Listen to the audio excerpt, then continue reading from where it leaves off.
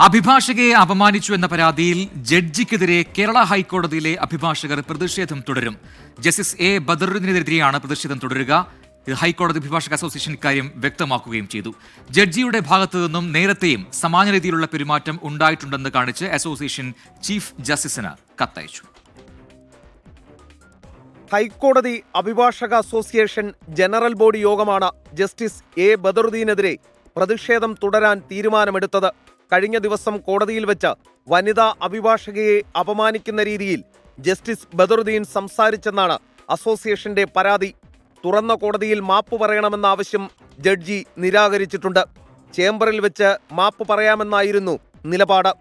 എന്നാൽ കോടതിയിൽ വെച്ച് നടന്ന സംഭവത്തിന് അവിടെ വെച്ച് തന്നെ മാപ്പ് പറയണമെന്ന ഉറച്ച നിലപാടിലാണ് അഭിഭാഷക അസോസിയേഷൻ. ഇതിനിടെ ജസ്റ്റിസ് എ ബദറുദ്ദീൻ നേരത്തെയും സമാന രീതിയിൽ അഭിഭാഷകരോട് പെരുമാറിയിട്ടുണ്ടെന്ന് കാണിച്ച് അസോസിയേഷൻ ചീഫ് ജസ്റ്റിസ് നിതിൻ ജാംദാറിന് കത്തയച്ചു. കോടതി മുറികളിലെ വീഡിയോ ചിത്രീകരണം പ്രവർത്തനക്ഷമമാണെന്ന് ഉറപ്പുവരുത്തണമെന്നും കത്തിൽ ആവശ്യപ്പെട്ടിട്ടുണ്ട്.